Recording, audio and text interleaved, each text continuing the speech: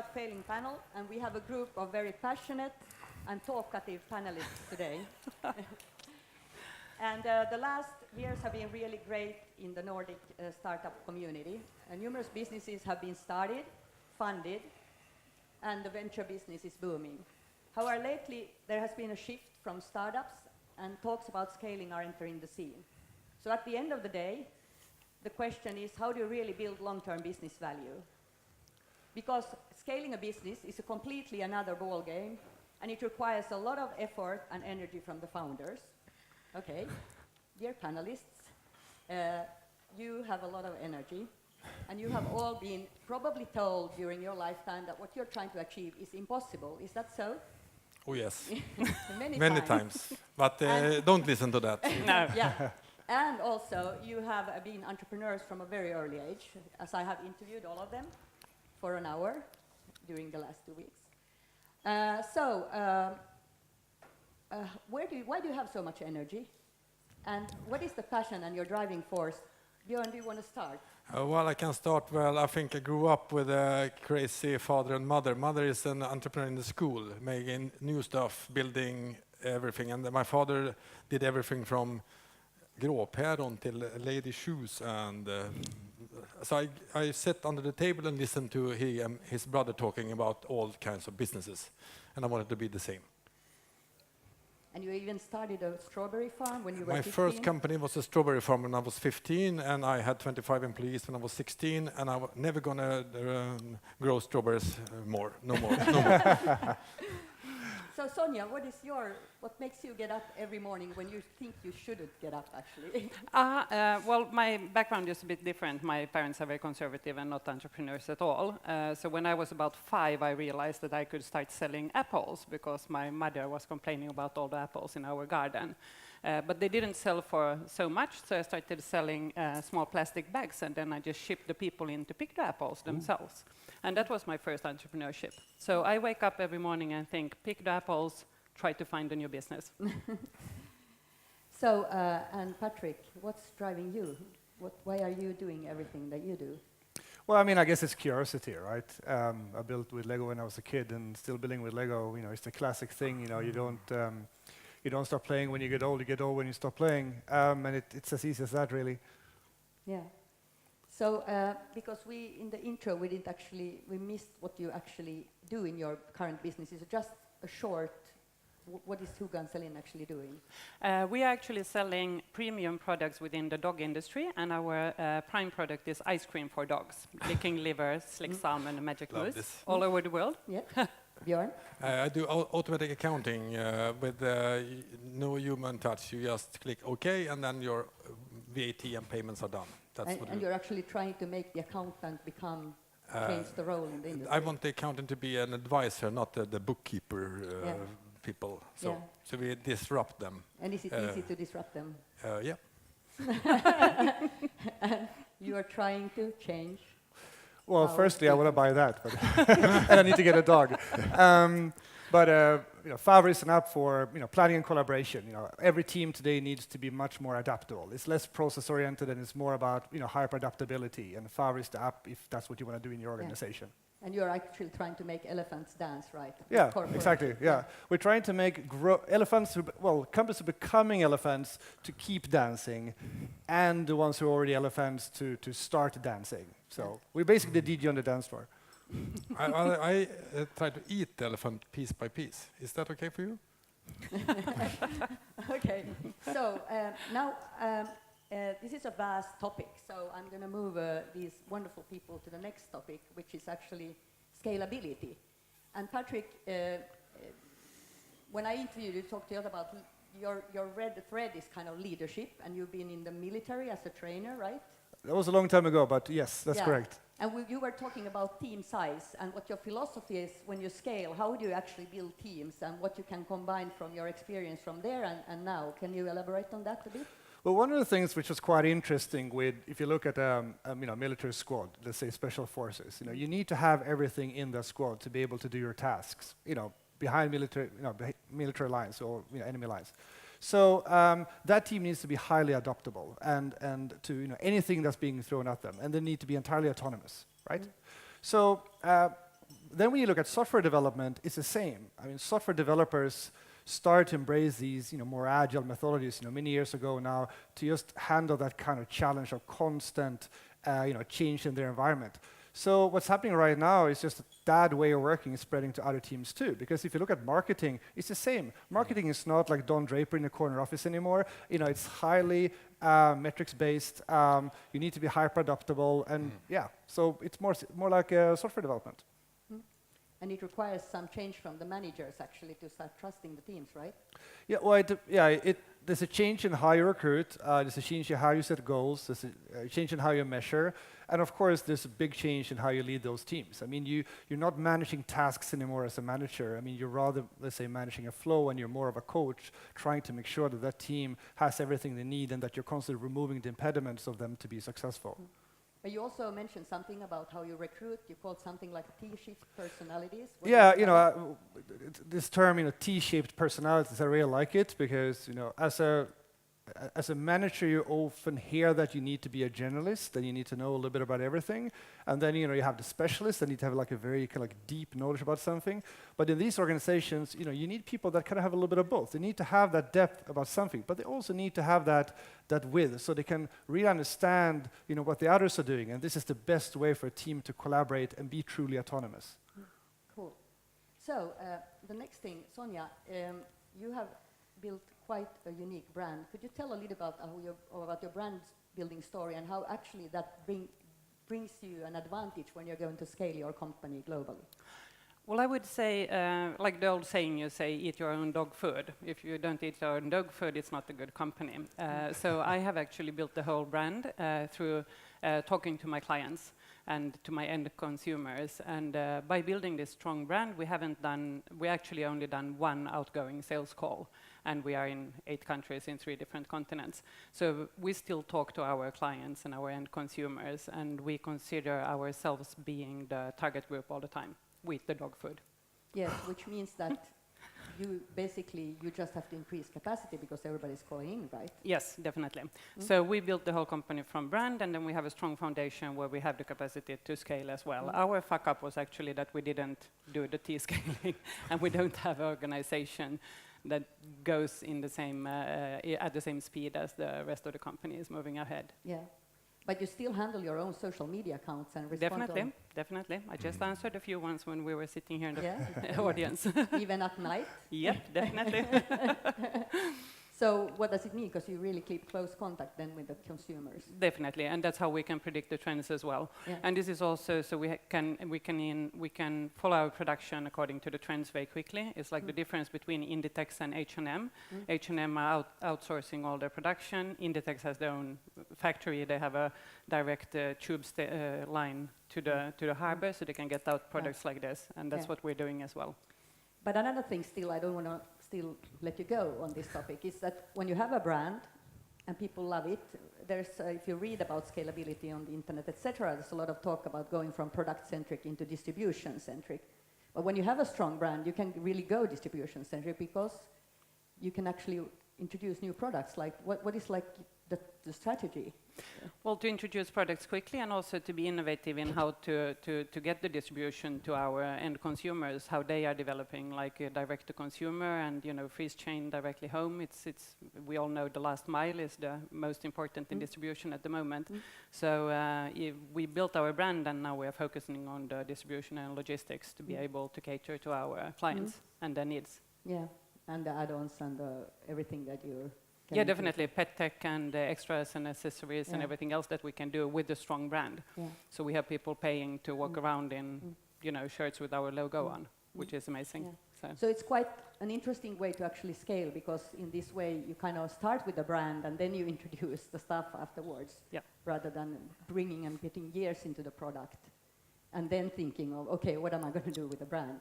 Definitely. Okay, Björn, do you want to elaborate a little bit on your journey and how to find focus when you scale and how important that is? I think focus is very important, but I'm multi-thinking about a lot of stuff. So you have to choose what you do, and you have to do it one step at a time. So the focus is to, I think the most important thing in this, what we do, is to know why you do it. And that's the main thing you have to agree upon, and then it's your values, what you are actually mean when you say what you want to do, and is your heart in it or not is the important stuff. And after that, it's a long journey to come to discussing money, but money is far beyond what we need to solve first, and it comes to it always the people that comes first.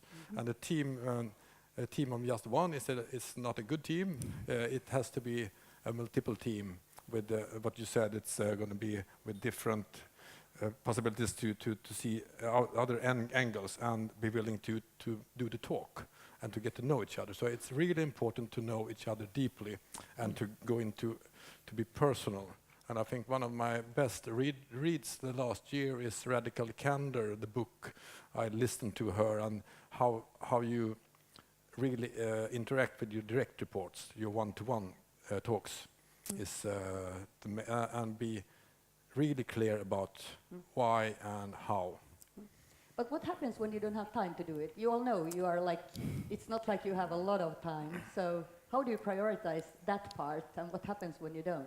I think for me it's important to do the steps one step before you know you're going to need it. You got to think 5 steps ahead, and like recruiting people who do the economics or do the HR and the branding and the scaling of the team. You need to do the product ownership. You need to do that in advance to build a really strong company, a strong firm.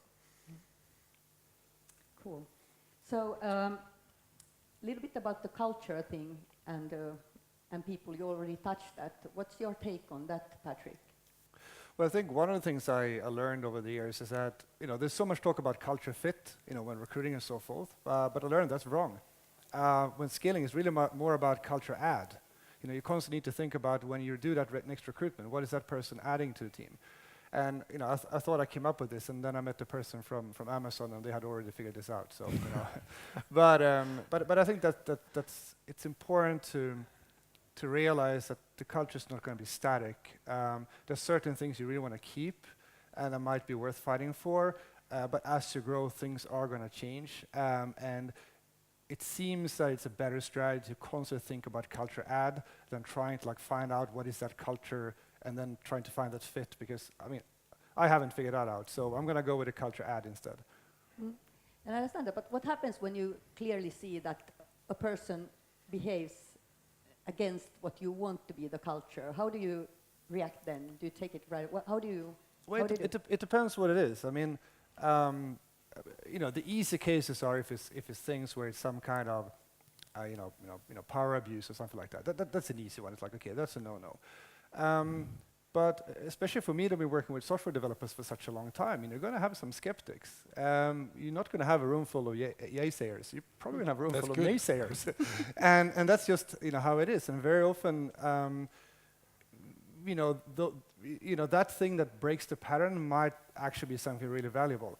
The hard thing about this is leadership-wise, that if you have a group which is very diverse, that's going to create a lot of ideas and a lot of creativity, but kind of your framework of where you're going, setting the mission, you as a leader is actually tougher, because if you're not united by that, you're all guys who studied at the Royal Institute of Technology, but you're people from a lot of different countries, very different educational backgrounds, some no educational background, so forth.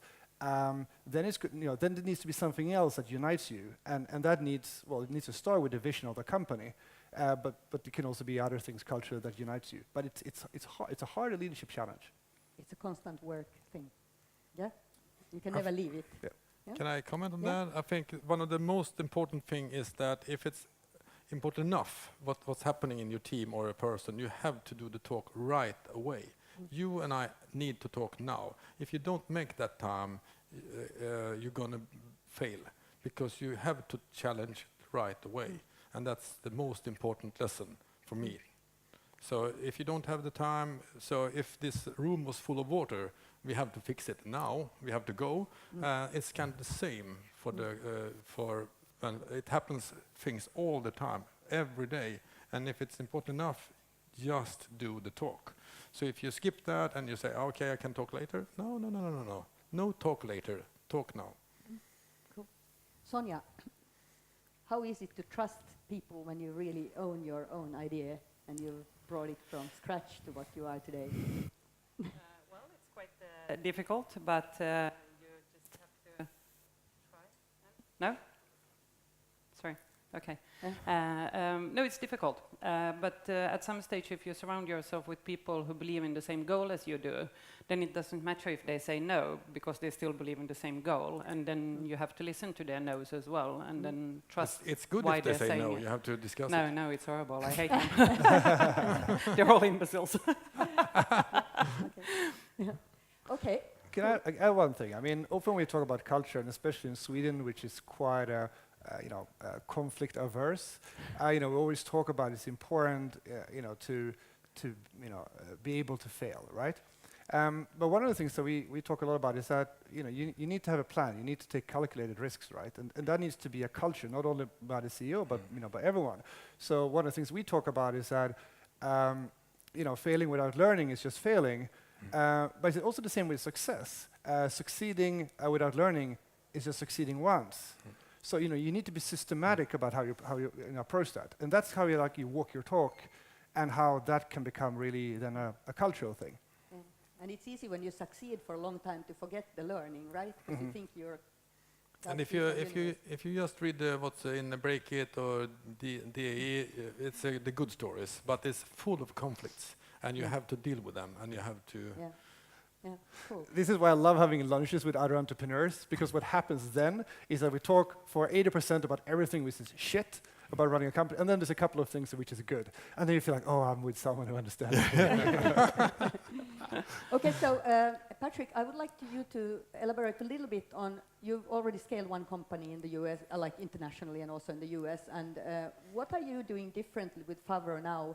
And then if you can elaborate a little bit of your US experience from Hands-off, I think that was quite interesting. Yeah, well, I mean, we were successful in the US despite actually messing up a lot of the scaling parts. I mean, one of the very classic things that a good VC will tell you is that when you scale in the US, don't hire a local VP that then gets their own team and try to manage them remotely. So of course, this is what I did, and we totally fucked it up. Fortunately, we had a really, really good growth engine, in the rest of the things and how we approach the market. I mean, we're not that dependent on being local. So with the parts local in the US that worked fine, plus the other things, we in the end, very, very successful in the US.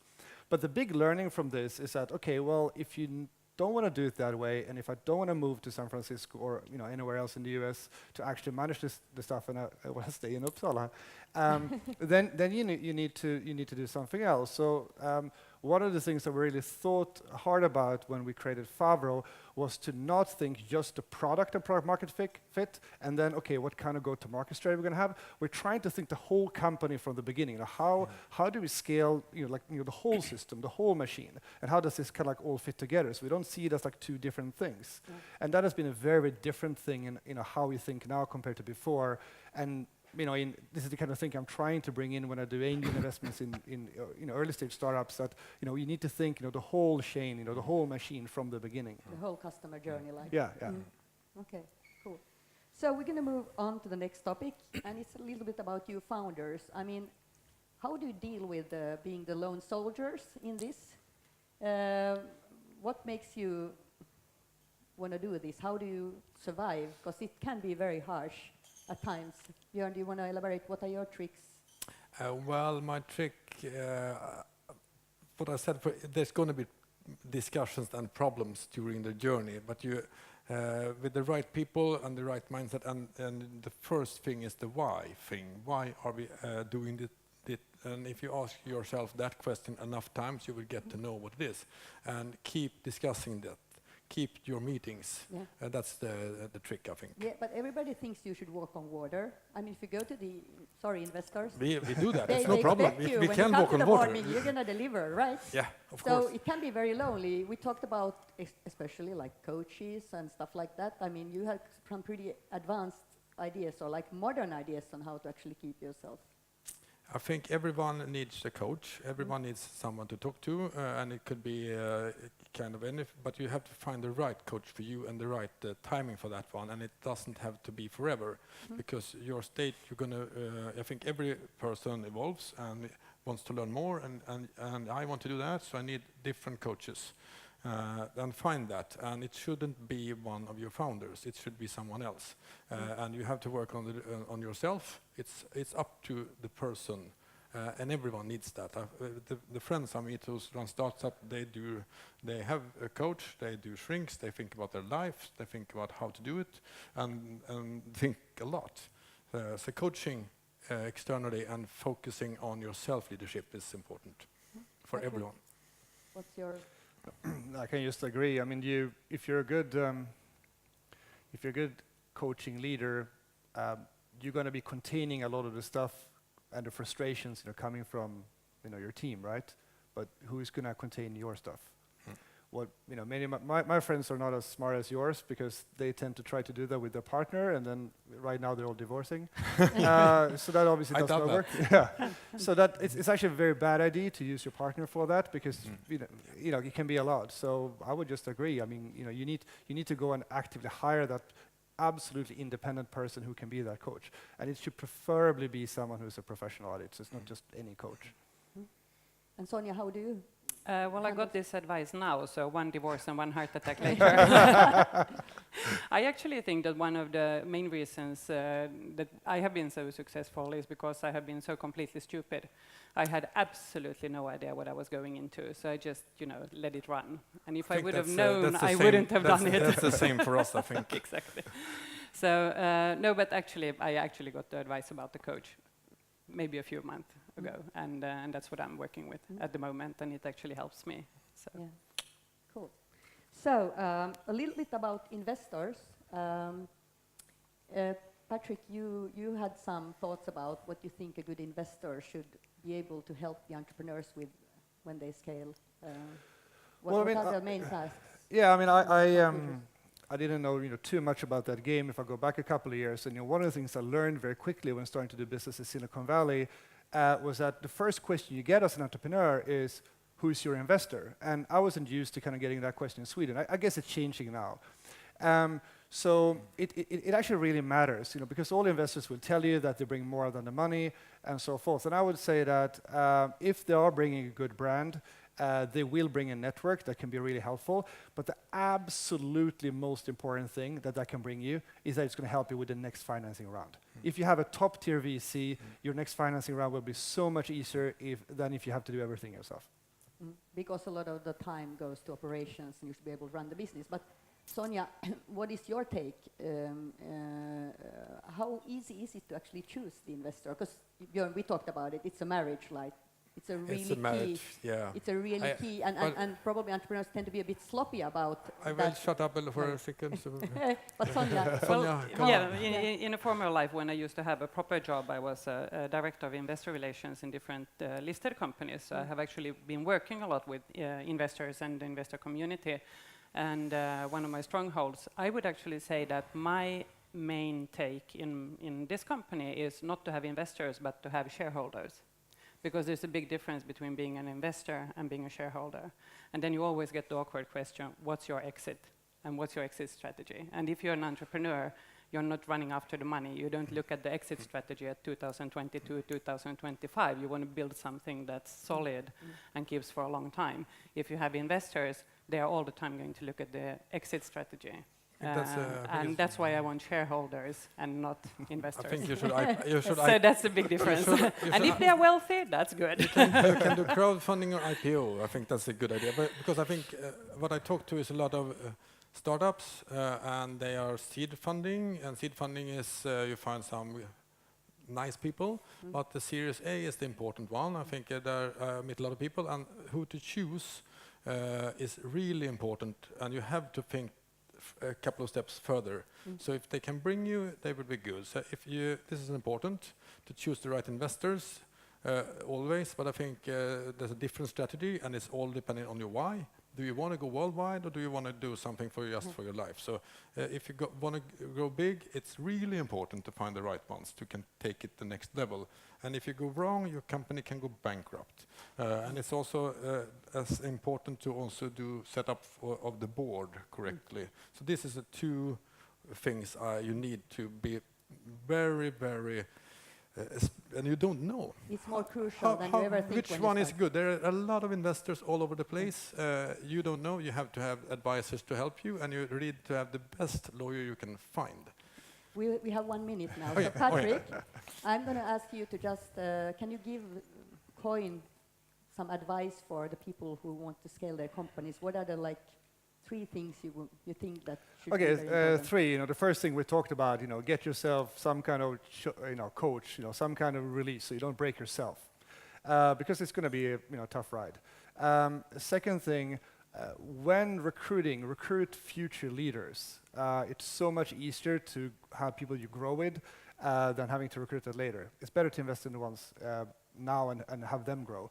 And the third one, think the whole machine in terms of scaling. So you don't think, okay, scaling we're going to figure out later. Think about that from the beginning. Yeah, so actually, you can before scaling, you can even start thinking about scaling, because when you scale, then you're ready to scale. Yeah. Cool. Thank you so much, panelists. You were really good. Thank you. Thank you. Thank you, you. audience. Thank you. Thank you.